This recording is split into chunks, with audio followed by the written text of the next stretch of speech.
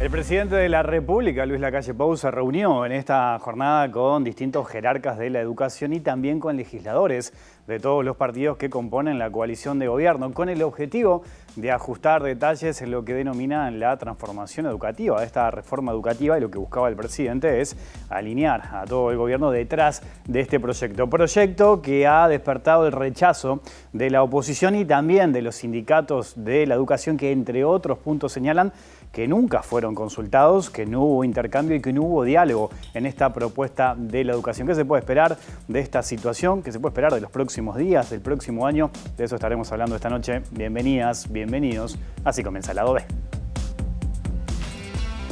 Bueno, la educación, y es bueno que así sea, siempre genera debate. Lo que un país tiene que hacer es que ese debate no frene los procesos de cambio necesario que con el devenir del tiempo tienen que generarse en los sistemas educativos. Creo que en nuestro país algo de eso nos ha pasado. Hemos deliberado, discutido durante mucho tiempo muchas acciones y no las hemos concretado. Nosotros estamos en un proceso de cambio y de transformación educativa en donde tomamos muchísimas cosas que el Uruguay viene discutiendo, pensando y poniendo sobre la mesa desde hace mucho tiempo. Y creemos que ha llegado la hora de tomar decisiones en materia de cambio de planes, de programas, en la educación obligatoria, en la formación de docentes. Lo que sí digo también, con las ATD hemos tenido diversas instancias, pero las ATD no solo discreparon con este marco curricular, la ATD primaria, la ATD secundaria, también discrepó con el marco curricular del gobierno anterior. Y yo pregunto, ¿qué hizo el gobierno anterior?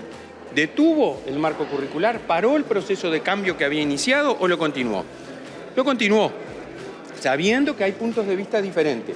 Pero aquí lo importante es eso, siempre abierto al diálogo, a la participación, la mayor posible, pero tomando decisiones que nos parecen fundamentales.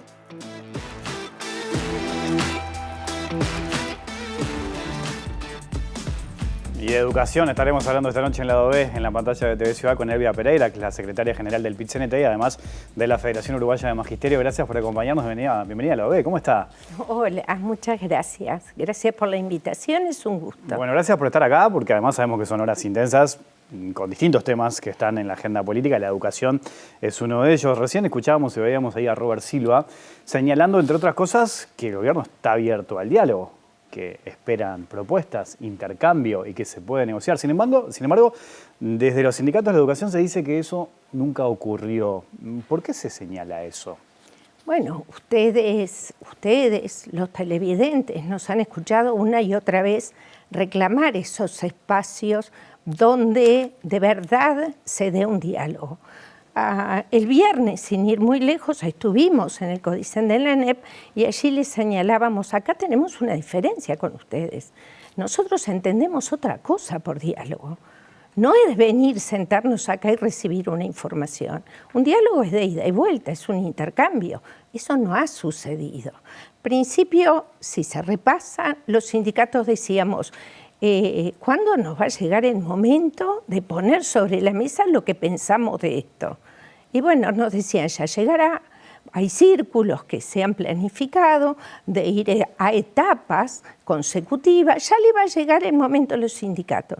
Bueno, a los sindicatos no les llegó, les llega a los docentes de las escuelas un día, 4 horas, con una transformación que difícil discutirlas. Las asambleas técnico-docentes, también escuchábamos al profesor Robert Silva, también estuvieron en contra de varios aspectos técnicos pedagógicos de esta transformación educativa. Tampoco fueron escuchados. Entonces, ¿de qué diálogo estamos hablando?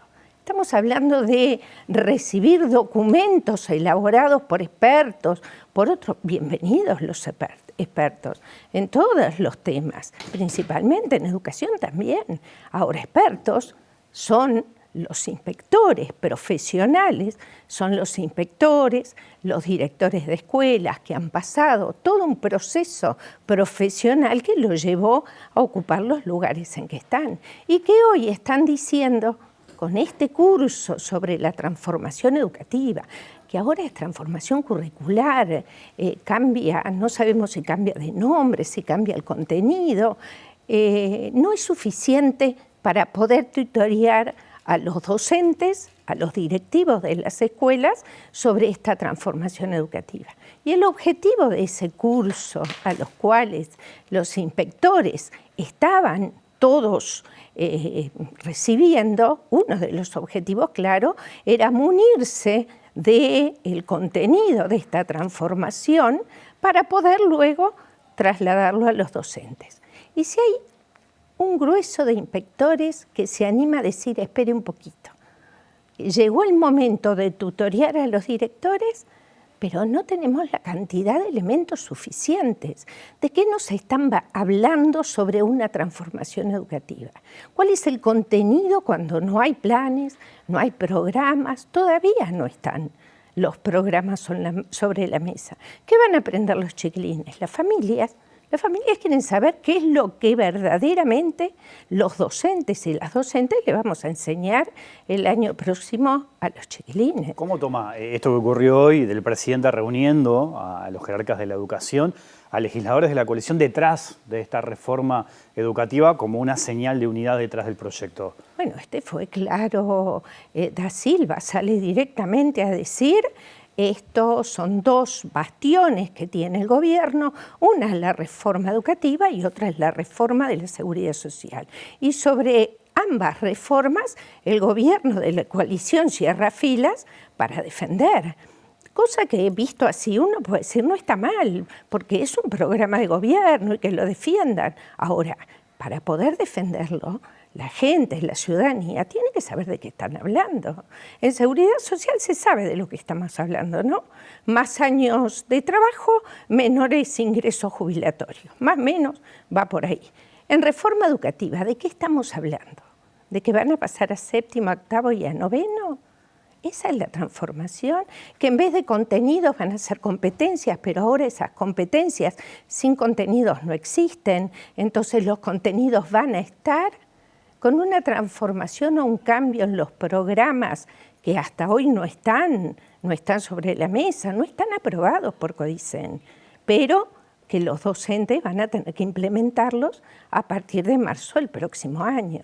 Entonces, queda todo como en una suerte de titulares que uno mira documentos, lee, porque leemos los documentos, hasta una guía para implementar, dice claramente, ahora en octubre, el documento de la ANEP, Guía para la implementación y seguimiento de la transformación curricular integral.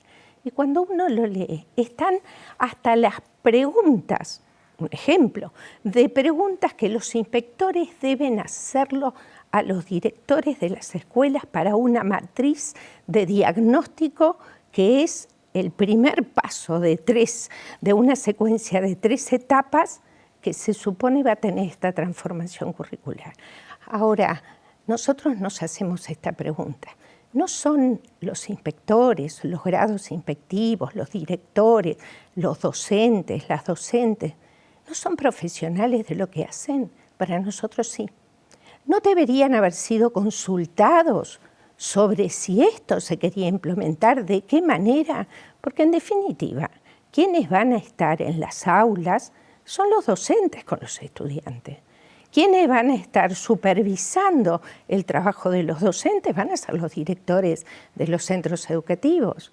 Y quienes van a estar orientando y supervisando a esos directivos son los inspectores. Entonces, si hay inspectores que dicen no nos sentimos realmente que este curso, que ahora no hablan de curso, hablan de sensibilización, así lo nombró el presidente del Codicen el viernes cuando estuvo la coordinadora de sindicatos de la enseñanza, esa sensibilización no fue suficiente para munirse de elementos de la transformación educativa, como estaba plasmado en los objetivos del curso, para tutorar a los directores. Y tampoco fueron escuchados. ¿Será que lo que es el gobierno de la educación en ningún momento va a escuchar alguna voz discordante o alguna voz que le diga, espere un poquito, va demasiado apresurado? Necesitamos más tiempo. Además, ellos necesitan más tiempo. Estamos en noviembre prácticamente, últimos días de octubre. casi en noviembre y no tenemos los programas. No está. Los contenidos en los programas no están. Una transformación que desde que se inicia, desde que se hace el lanzamiento ya por el año 2021, que allí comienza la primera puesta en escena de esta transformación educativa, se decía, bueno, ¿y qué más? ¿Y dónde están? Además de que ahora hay 10 competencias por las cuales vamos a ir. ¿Qué más? ¿Dónde está? Eso crea inseguridad. Ahora, el gobierno señala, entre otros argumentos que maneja, que hay que hacer algo para evitar que la cantidad importante de chiquilinas y chiquilines que hoy abandonan el liceo, eso se siga viendo en el Uruguay. Es un problema que tiene el Uruguay. En esta reforma educativa se señala que el foco está puesto en las competencias porque hay que preparar a los jóvenes para insertarse en el mercado laboral. ¿Cómo toma ese argumento? ¿Comparte esa visión? Pero es que en materia educativa, y ellos lo saben, porque el gobierno de la educación lo sabe, y quienes son expertos en educación también lo saben, que en materia educativa no basta con armar documentos. No basta con pensar únicamente en la educación. Señalan que aquellos países que tienen éxito educativo está puesto también el sistema en el foco en las competencias y hacia eso quiere apuntar Uruguay también. Nosotros no nos colocamos en competencias y competencias, no contenidos y contenidos, no, porque sería correr el foco de la discusión. Para nosotros ese no es el punto central. Para nosotros el punto central es allí donde se dice que esto va orientado a aquellas poblaciones más vulnerables que efectivamente no culminan el segundo ciclo, aquellos estudiantes que desertan, aquellos contenidos y aprendizajes que no son suficientes en el transcurso de la escolaridad para ser adquiridos. En estos documentos y en ninguno de ellos apuntan, ni que hablar en la rendición de cuentas o el presupuesto, ¿no? No apuntan absolutamente a ninguna estrategia para acompañar esos procesos de aquellos chiquilines que tienen algunas dificultades. Los verdaderos problemas de la educación, que los tiene, y no somos nosotros los que tengamos la verdad de decir, esta es la verdad, no. Es algo que hay que mirarlo en conjunto y mucho más ampliamente, con políticas que trasciendan lo estrictamente educativo. Tiene que haber políticas que atiendan el problema de la alimentación, el problema de la vivienda, que efectivamente mire al estudiante en su integralidad, pero no en su integralidad únicamente para adquirir conocimiento, sino para poder desarrollarse, para poder vivir. No es lo mismo un niño que tiene todas las condiciones de origen dadas para poder aprender que otro que tiene lo elemental vulnerado. En eso estamos de acuerdo. Ahora, ¿dónde están efectivamente en estos documentos de transformación educativa, más allá de decir que el estudiante es el centro? Y que bueno, que podemos estar de acuerdo. ¿Cómo toma cuando el gobierno dice que los sindicatos solo ponen el palo en la rueda? Y bueno, salir a decir que no somos los que ponemos el palo en la rueda es como, en realidad, que quienes saben el lugar que ocupamos los y las docentes son las familias. Las familias que todos los días están en las escuelas, cuando llevan al niño o la niña, cuando la van a buscar, cuando conversan con la maestra, cuando conversan con el docente.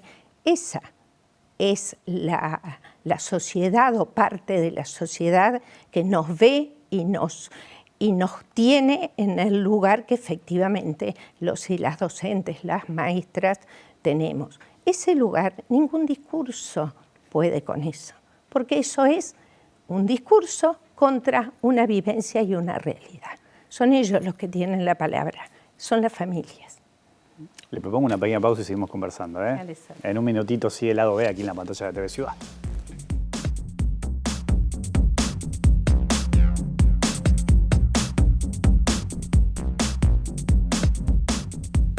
Seguimos en vivo aquí en Lado B, en la pantalla de TV Ciudad, conversando con Elvia Pereira, secretaria general del PIT-CNT y también de la Federación Uruguaya de Magisterio.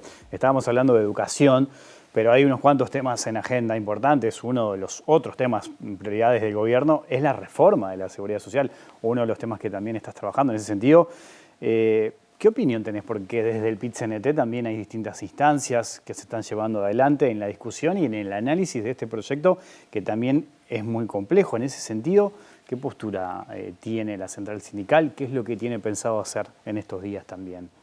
Nosotros, cuando se presenta el anteproyecto, salimos públicamente porque tenemos definiciones que no son de ahora, sobre la seguridad social. Lo primero que tenemos para decir de esto es que esto no es una reforma de seguridad social. Esto es una reforma jubilatoria que el que pierde es aquel trabajador, no el de ahora, el que se vaya a retirar en este instante, pero sí que se va a trabajar más años y se va a cobrar menos. Eso es lo primero y claro que hay dentro de esta reforma de las jubilaciones. Lo otro es, ¿a quién le impacta? ¿Quién paga esta reforma? ¿Va a caer eso en los y las trabajadoras y nadie más? ¿O no hay allí en el Uruguay un sector que tiene los grandes capitales que pueda aportar a una reforma? Porque claro, de todos lados hay algo en lo que se está de acuerdo, es en la necesidad de cambio, de reforma de la seguridad social.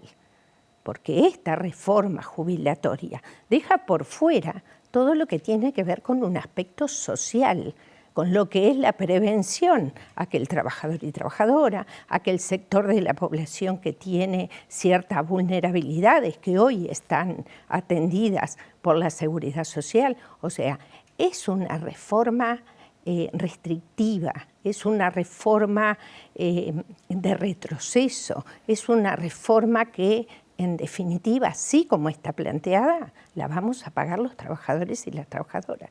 Y no nosotros, los de ahora, lo van a pagar los que se jubilen dentro de varios años. Los que hoy son muy jóvenes o los que ingresan al ámbito laboral o aquellos que hoy, si bien no es su primer ingreso, se reinsertan en lo que son las aportaciones al Banco de Previsión Social. Por lo cual es un tema que para nosotros era crucial que se hubiese dado, y apostamos a eso, a un diálogo social. Porque sobre este tema, también como en la educación, hay actores, muchos actores sociales que tienen cosas para decir. ¿Considera que no hubo ese diálogo, que no se dio? Y bueno, efectivamente no se dio.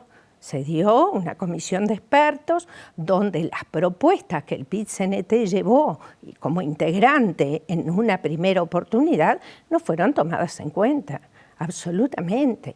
Esta reforma va dirigida al lucro y para nosotros la reforma necesaria del país no tiene que ir hacia que algunos lucren con una seguridad social.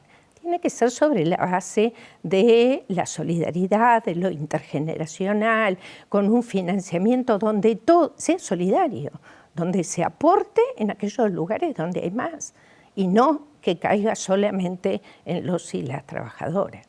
Es una reforma que claramente, en términos generales, la central sindical de nuestro PIT-CNT estamos en contra. No exactamente por cada uno de los articulados presentados, pero sí en términos generales. Elvia Pereira, le agradezco mucho su tiempo, su visita esta noche aquí al lado de... Muchas gracias a ustedes. Nosotros nos vamos, se viene autorreportaje La Letra Chica luego y a las 22 horas, Línea de 3. Volvemos mañana a las 20 horas. Que pasen bien, chao.